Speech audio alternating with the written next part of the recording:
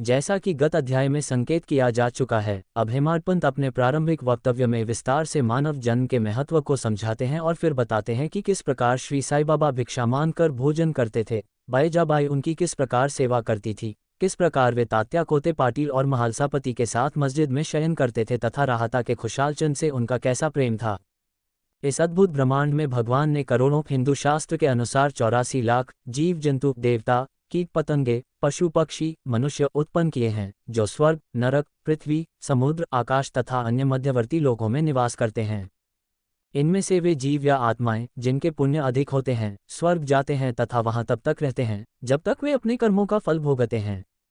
जब यह फल भोग लिया जाता है तब वे नीचे गिर जाते हैं, जबकि वे आत्माएं जिनके पाप या पाप अधिक होते हैं नरक जाते हैं तथा वहां अपने दुष्कर्मों का फल तब तक भोगते हैं जब तक वे इसके योग्य होते हैं। जब उनके पुण्य और पाप एक दूसरे के बराबर हो जाते हैं तब वे पृथ्वी पर मनुष्य रूप में जन्म लेते हैं तथा उन्हें अपने मोक्ष का अवसर दिया जाता है। अंत में जब उनके पुण्य और पाप दोनों ही पुनर्तः समाप्त हो जाते हैं तब वे मुक्ति प्राप्त करते हैं तथा मुक्त हो जाते हैं।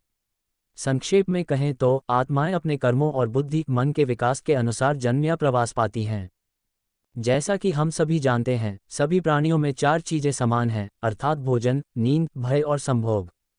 मनुष्य के मामले में उसे एक विशेष क्षमता अर्थात ज्ञान से संपन्न किया गया है, जिसकी सहायता से वही ईश्वर दर्शन प्राप्त कर सकता है, जो किसी अन्य जन्म में असंभव है।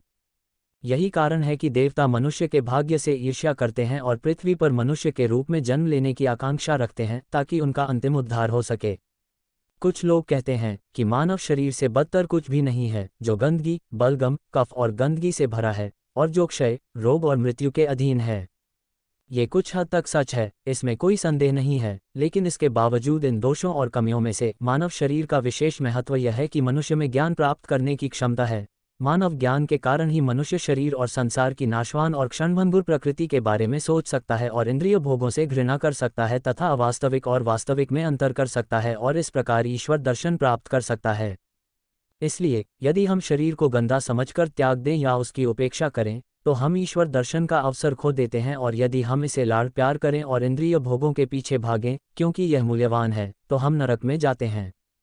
इसलिए हमारे लिए उचित मार्ग यह है कि शरीर की उपेक्षा न की जाए और न ही उसे लाड़ प्यार किया जाए, बल्कि उसकी उचित देखभाल की जाए। जैसे घोड़े पर सवार यात्री अपने टट्टू की देखभाल तब तक करता है जब तक कि वह अपने गंतव्य पर न पहुंच जाए और घर वापस न आ जाए। इस प्रकार शरीर का उपयोग या उसे सदैव ईश्वर दर्शन या आत्म साक्षात्कार प्राप्त करने के लिए किया जाना चाहिए, जो जीवन का सर्वोच्च लक्ष्य है। ऐसा कहा जाता है कि यद्यपि भगवान ने अनेक प्रकार के प्राणियों की रचना की, फिर भी वे संतुष्ट नहीं थे, क्योंकि उनमें से कोई भी उनके कार्य को जानने तथा सराहने में समर्थ नहीं था। इसलिए उन्होंने एक विशेष प्राणी मनुष्य की रचना की तथा उसे एक विशेष क्षमता अर्थात ज्ञान प्रदान किया, और जब उन्होंने देखा कि मनुष्य उनकी लीला, अद्भुत कार्य और बुद्धिमत्ता को समझने में समर्थ है, तो वे अत्यंत प्रसन्न तथा संतुष्ट हुए। देखें भागवत 11:9-28। अतः मानव देह प्राप्त होना सौभाग्य की बात है, ब्राह्मण कुल में जन्म लेना उससे भी अधिक सौभाग्य की बात है, तथा श्री साईं बाबा के चरणों का आश्रय लेने तथा उनकी शरणागति प्राप्त करना सबसे अधिक सौभाग्य की बात है।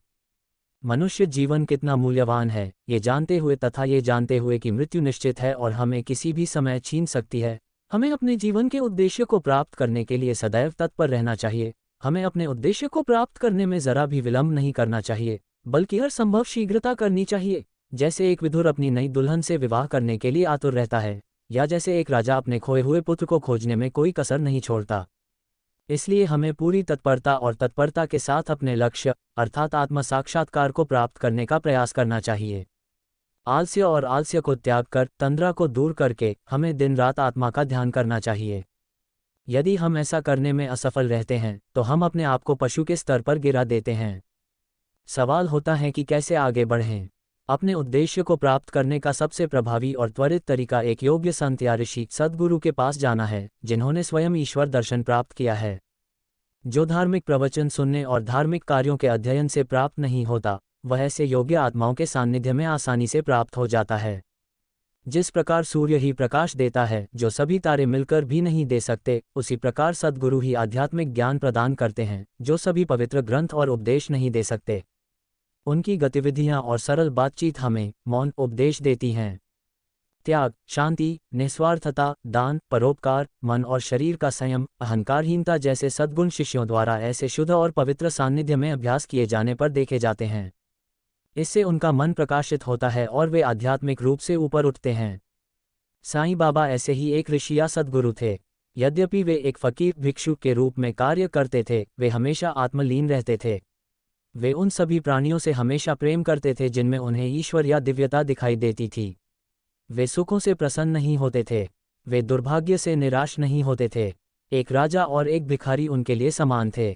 वह, जिनकी दृष्टि भिखारी को राजा बना देती थी, शिरडी में घर घर जाकर भिक्षा मांगते थे। और अब हम देखें कि वे ये कैसे करते थे। धन्य है शिरडी के वे लोग जिनके घरों के सामने बाबा भिक्षुक बनकर खड़े होकर पुकारते थे, अरे बेटी, मुझे रोटी का एक टुकड़ा दे, और रोटी लेने के लिए अपना हाथ फैलाते थे। एक हाथ में वे टमरेल और दूसरे हाथ में झोली या चौपड़ी रखते थे। वे प्रतिदिन कुछ घरों में जाते थे और द्वार द्वार जाते थे। तरल या अर्धतरल पदार्थ जैसे सूप, सब्जी, दूध या छाछ टमरेल में लिए जाते थे, जबकि पका हुआ चावल, रोटी और ऐसी ही अन्य ठोस वस्तुएं झोली में ली जाती थीं। बाबा की जीभ स्वाद नहीं जानती थी, क्योंकि उन्होंने उस पर नियंत्रण कर लिया था। अतः वे एकत्रित की गई विभिन्न वस्तुओं के स्वाद की परवाह कैसे कर सकते थे। जो कुछ भी उन्हें झोले और तमंचे में मिलता, उसे वे जी भरकर खाते थे। कोई वस्तु स्वादिष्ट है या नहीं, इसका बाबा को कभी ध्यान ही नहीं रहता था, मानो उनकी जीभ में स्वाद की इंद्रिय ही नहीं थी। बाबा दोपहर तक भीख मांगते थे, परंतु उनकी भीख मांगने की क्रिया बहुत अनियमित थी। किसी दिन वे कुछ चक्कर लगाते, तो किसी दिन 12 बजे तक। इस प्रकार एकत्रित भोजन को कुंडी में डाल दिया जाता था। उसमें से कुत्ते, बिल्ली और कौए स्वतंत्रतापूर्वक खाते थे, परंतु बाबा उन्हें कभी नहीं भगाते थे।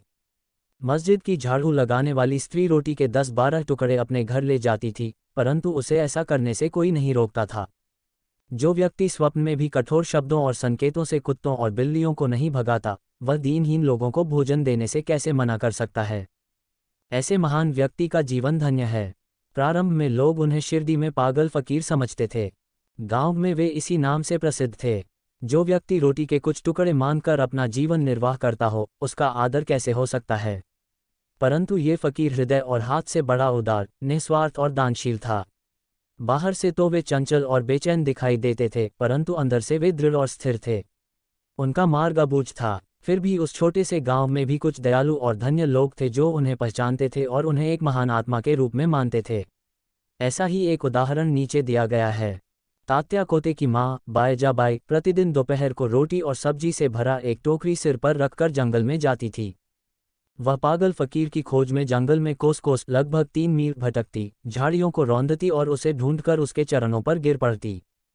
फकीर शांत और निश्चल होकर ध्यान में बैठा रहता और वह बाबा के सामने एक पत्ता बिछाकर उस पर रोटी, सब्जी आदि फैलाकर उन्हें बलपूर्वक खिलाती रहती।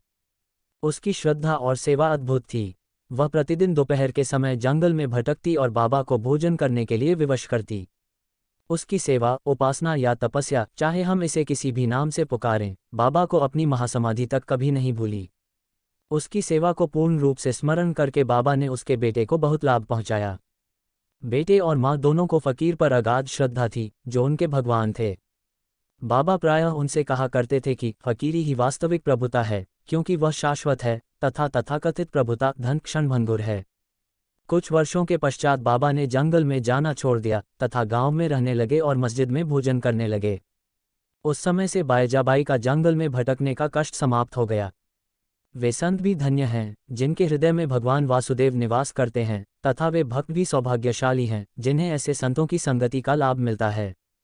ऐसे ही 2 भाग्यशाली व्यक्ति तात्या कोते पाटिल और भगत महालसापति साईं बाबा की संगति में समान रूप से भागीदार हुए।